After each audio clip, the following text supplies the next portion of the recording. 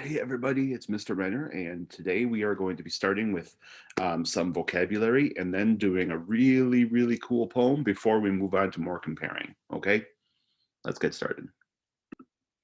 Okay, first some comparing here. Or I'm sorry, first some vocabulary here. Our vocabulary for the second week here in February, we have goods. Goods is actually a noun. It's not saying, oh, this is a good computer or this is a really good drink. Instead, this is goods as in another word for the things that you buy. When people want to talk about the economy and they want to talk about what people are buying and what people are selling, they use the word goods, products or items people can buy. A site is a place or a location where something stands, kind of like a building, or where something important has happened. An archaeological site here, or you could also talk about a website, which is a place or a location on the internet. We also have, excuse me, import. An import is a product brought from one country to another. So a lot of things that we buy here in the United States were actually made in places like China or maybe Vietnam or Indonesia. Import means that it came from somewhere else, but we can still buy it here. Industry, an industry includes all the companies that make one kind of product. So Google, like Amazon, Chrome, Macintosh, or Apple, like iPhone or Samsung, all of those are computer or smartphone companies. That is an industry. You know, it's like they call it the tech industry. And scarcity, this is a very fancy word. Scarcity is when there is not enough of an item, and that means you have to pay more for it. I want to say one more thing. Words like industry and import and goods and even site sometimes can mean more than one thing. And these are ways of saying these words, these definitions here might not be the way that you're used to using them. Goods in this topic, when we're talking about the economy or businesses, goods are the things that you buy. Even if it's a bad thing, it still is called goods. Sight isn't just talking about what you see, it is actually a place. And import doesn't mean it's important, it just means it came from somewhere else. Okay, so just so you know, some of these vocabulary words sound like words you already know, but they mean something different. Okay, so let's get to our poem today. But before we get to our poem, let's talk. Here it is.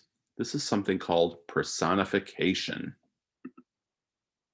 Okay, personification, and it says here you can think of the sun played peekaboo with the clouds. Personification is when something that isn't a human acts like it is human. Here, the sun is playing a game peekaboo.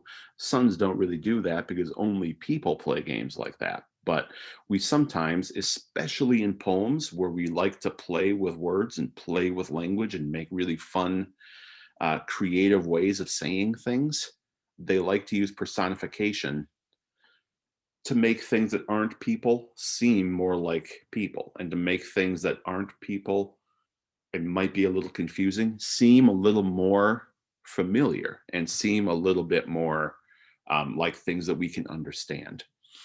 It says, when human qualities are applied to non human characters or things, makes non human characters seem more like people and help us make connections with non human characters. Many cartoons use personification to help us connect with them. These fish, they changed the face of the fish in this Nemo movie so that it seems more like people and we can understand them better. The same thing with these cars. They talk and they have a facial expression so that we can understand them better. And sometimes we describe things in poems that way also. It's a fun way of talking about things and also a way of helping us connect to them. In this poem, there's going to be some personification. It's going to take place in a car factory. The poem is called I've Been Working on the Factory. You might Some of you might hear a melody in here because it's very close to another song. I've been working on the railroad. I'm not going to sing this poem to you today, but if you are reading this poem with me, try and pick out the places where there is personification. Okay. What are some human qualities that the hammer and the wrench have? So here it is. Okay. I've been working in the factory. I've been working in the factory all the livelong day.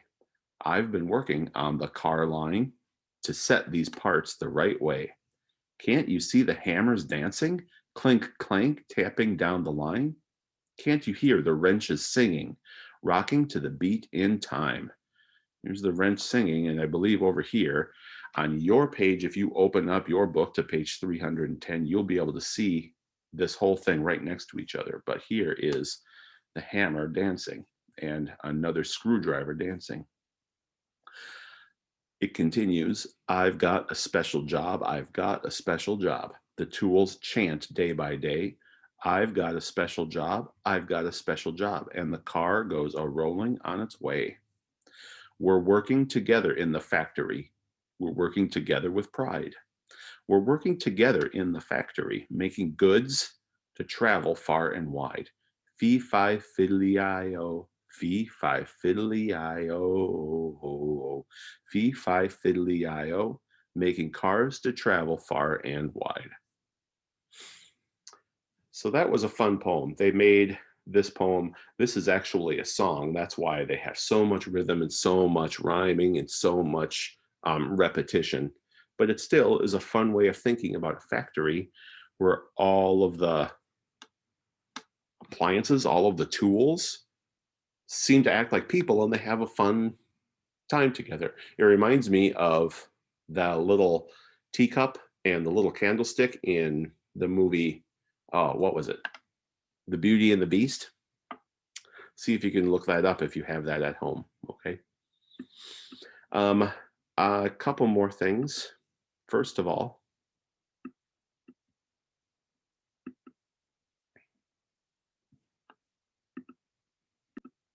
we've been talking about similarities and differences. Comparing things, that means that ways that they are the same go in the middle here, and the way that they're different goes on the sides. We've learned about 3 factories now, a bread factory and a toy factory that makes little plastic toys, and a car factory. One of them cuts dough, one of them puts together car parts, one of them cuts plastic to make these dumb little plastic toys, and one of them puts together plastic toys. But all of them together, they all cut things. They're all factories. They all make things for the market. They all make goods for the market. When we are comparing and contrasting, when we're saying things that are the same and different, smart third graders and third graders who are starting to become good at writing use a little bit longer sentences so that it's easier to say and understand what you mean. So for instance, one factory, I could say, one factory cuts plastic for toys. One cuts plastic for toys, but the other factory makes cars. Okay, both of those factories, and I don't even need to look at the other sheet to know what I'm going to say here. Both of these factories make goods for people to buy. So that is how you use comparing and contrasting to make sentences. I underlined the words that I showed you yesterday that tell you whether it's comparing or contrasting. Both of them talks about things that are the same. But this word right here means that the things are different. Here's one thing, one factory, and here is the other factory that is different. Okay, we'll do a little bit more of this in the next couple of days. You all have a really good day, okay? And I will talk to you later.